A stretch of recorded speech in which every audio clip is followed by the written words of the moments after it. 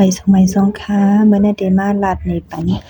ฮันยุยนบัสสีนะคะเนาะฮันยุยนบัสสีค่ะออนกันตื้อจ้ำกันค่ะเนาะ1ตีว่าเจ้า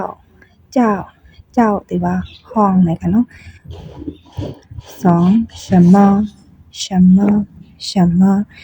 么เนี่ยเป็นอีสังนะคะเนาะ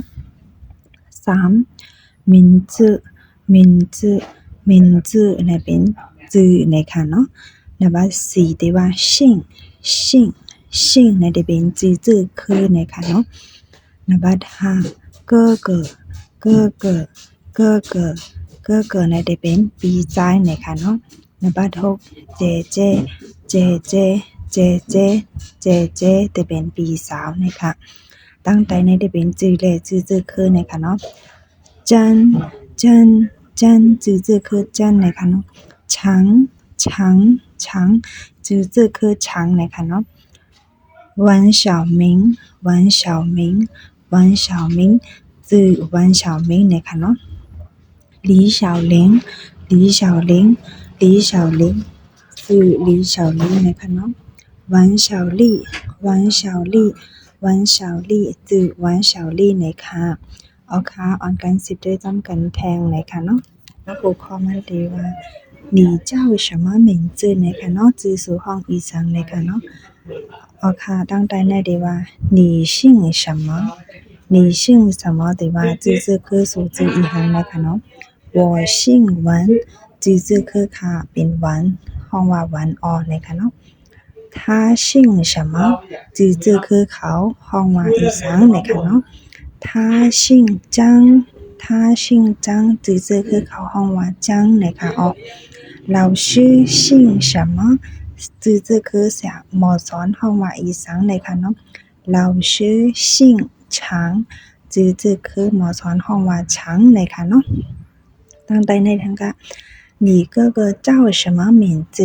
จื่อปีใจสู่ห้องว่าอีสังนะคะเนาะ他叫文小黄จื่อมันห้องว่าวันเฉาหวางอ๋อนะคะเนาะ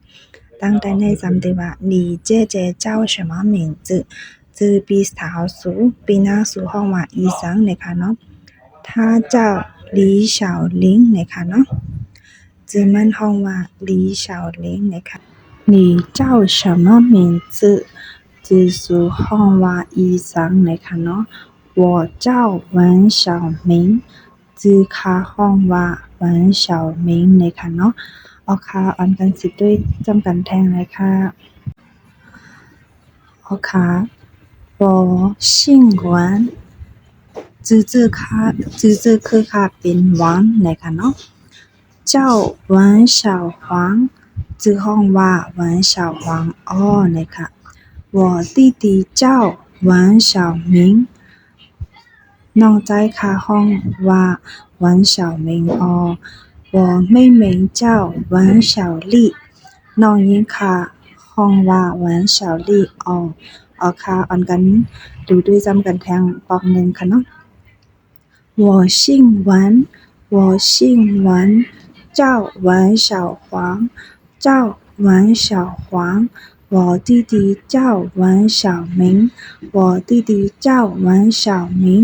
我妹妹叫วันเฉาลี่เอาค่ะยินจำยาวค่ะย้อนกดแชร์กดไลค์ปันพองเลยค่ะเนาะยินจำเตอค่ะ